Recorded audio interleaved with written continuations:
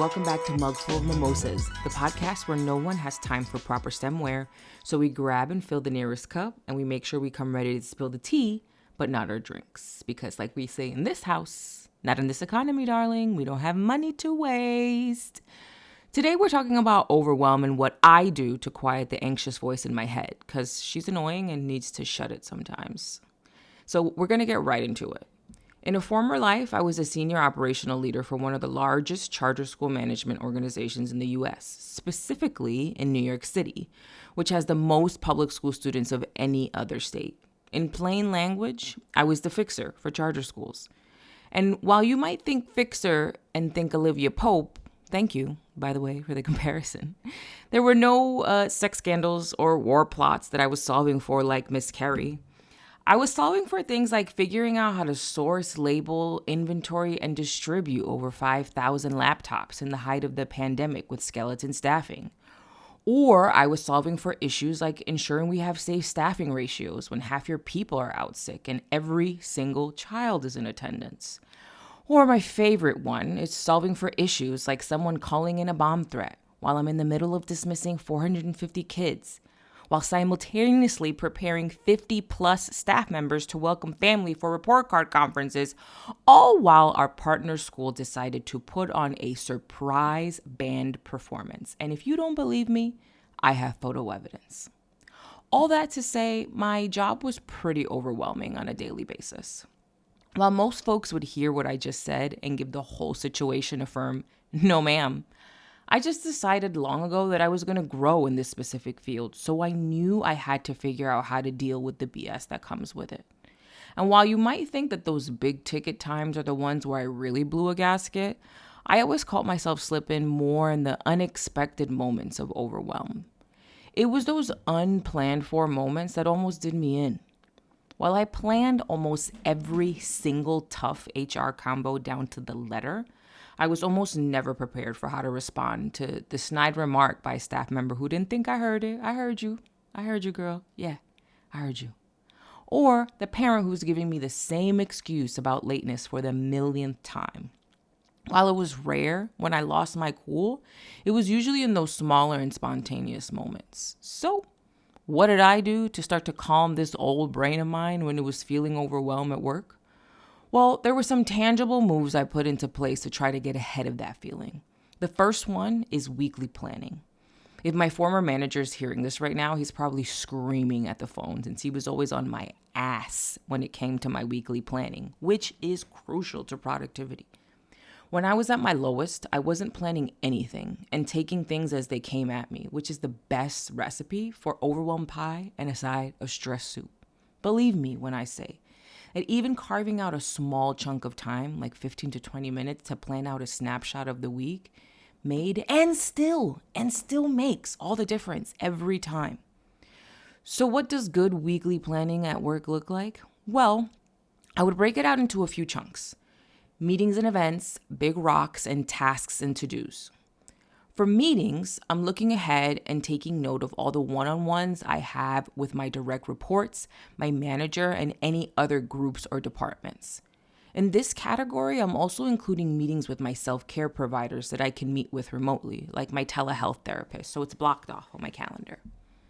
For appointments, consider any time you need to block out so that you can fully focus on the other person or task, or have the other person fully focus on you. Some items I include here are any maintenance appointments like physical therapy, but also nails and waxing, because for me, those are not luxuries. I need to do those things to live the life I want to lead happily. My disclaimer here is that for a long time, I didn't schedule any of these appointments during work time. Like, I was religious about booking things for evenings, weekends, holidays, at the expense of myself, my sanity, and my leisure time. My advice to my younger self would be book the appointment, sis. I promise you, they'll figure it out. The tangential moral of the story is also to use your PTO, folks. Anyway, back to the topic. The next category in my weekly planning was events. In this section, I would jot down any event that made my day a day out of the ordinary. Now, this could be something like a staff member's birthday, or it could be something like a concert I have tickets for, or a friend is visiting from out of town. Anything that causes me to deviate from my normal routine or schedule gets highlighted in that event section. And to further explain one specific aspect of my rationale when it comes to events, I categorize birthdays there because 1, I want that item to stand out in my planning doc so I remember on the day of, and 2, because someone having a birthday changes my actions. I need to change my routine to ensure that I can plan for it. Maybe there's a cake I need to buy, or a card that I need to plan to get 47 signatures on, or some tone-deaf singing that I need to orchestrate. Somehow, my routine changes, even down to my routine on the day of the birthday.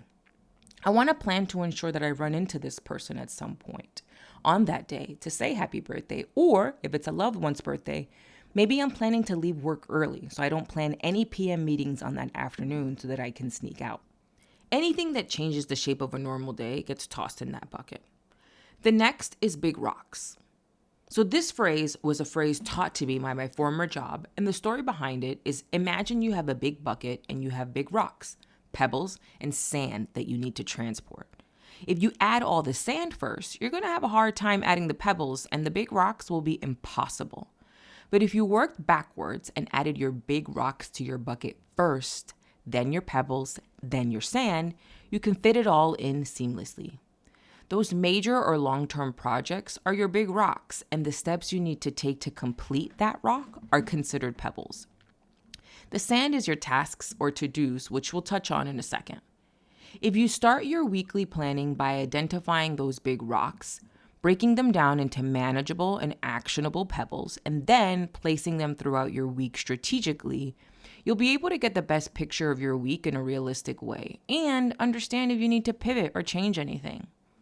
The last piece of this puzzle is the tasks and to-dos, also known as the sand in your cup.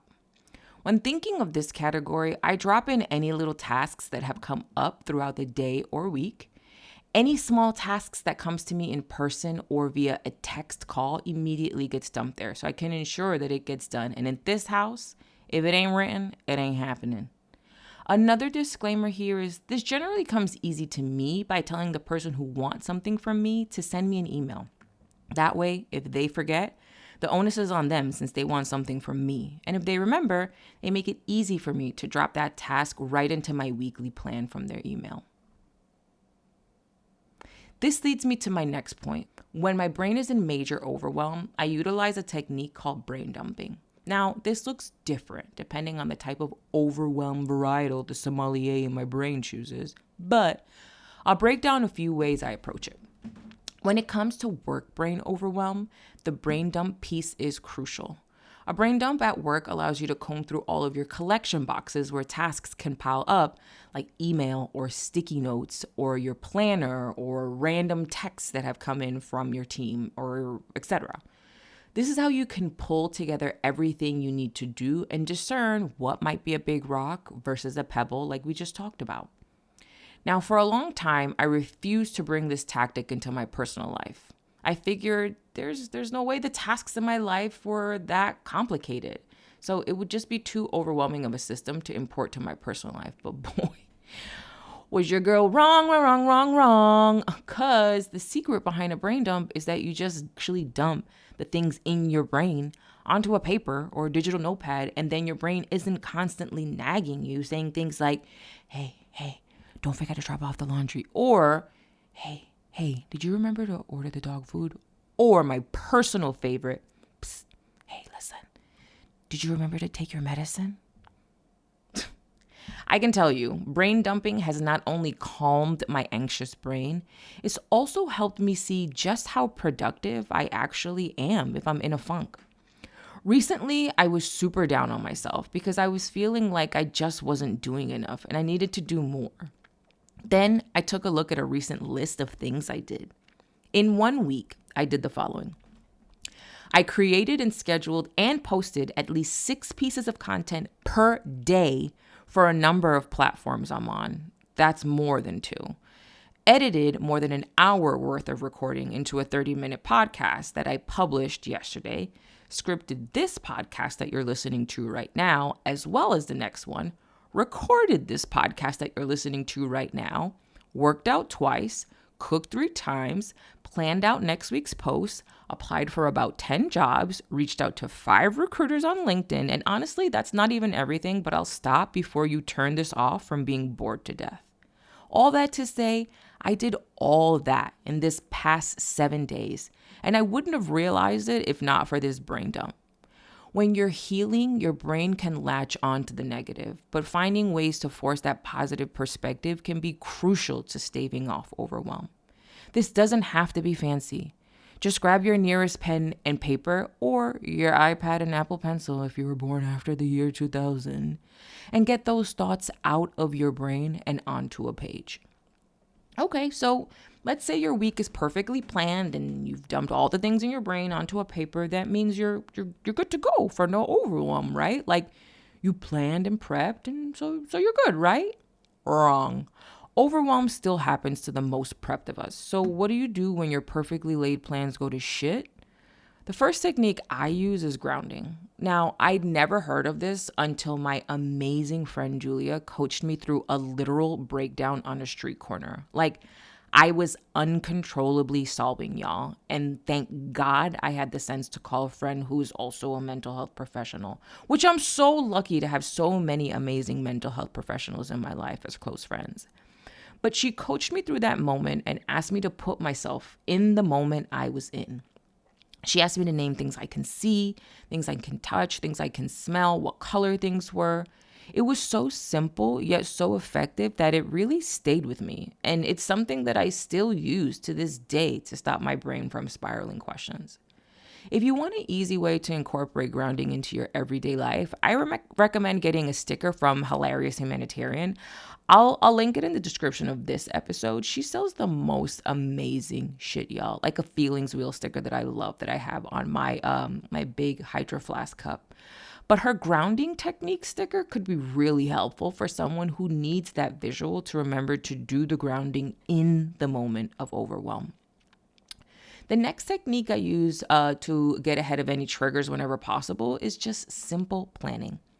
I know being late really gives me anxiety, so before calling it a night, I'll make sure my outfit is laid out and I try it on, okay? Because I've been burned too many freaking times the morning of with an outfit that I think is bomb, and then I try it on and it's whack as hell. So there you go.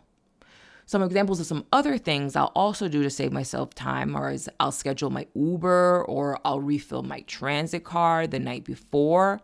Or I'll fill up my water bottle and I'll put it in the fridge so it's ready to grab. Or I'll make sure I have a lunch plan so I can ensure that I'm taking care of myself by eating and taking a break before I jump into the madness of the day. Just make sure that that's like baked in before I even get started. That way, I give myself more of a buffer and flexibility because if life is going to do anything, honey, it's going to happen, whether you like it or not. And lastly, when all else fails, I've just been trying something super radical, y'all. I've been yelling from my belly. When I'm fully overwhelmed, I just yell all the air out of my lungs until they feel empty. And it's like a deep guttural grunt, like not a scream since it's coming from my diaphragm, but it's still loud. So be warned because I've scared the shit out of myself and my dog multiple times while doing this. But it's something, I don't know how to explain it. It's something about that primal release that really does get the anxiousness and tension out of my body, even if it's just for a few seconds. And maybe it's psychosomatic, but I always feel better, like a literal actual weight has been lifted off of my head or my chest. And that's all I got, peeps. I hope this episode was helpful for you. And if it was, please share it with a friend. It's so helpful for me. As always, if you can, please leave me a 5-star review on Spotify, iTunes, or wherever you listen. And follow me on Instagram or TikTok at LizLaughLoveNYC. Wishing you the chillest of weeks, happy Taurus season, and see you here next week for Mugful of Mimosas with Liz. Bye!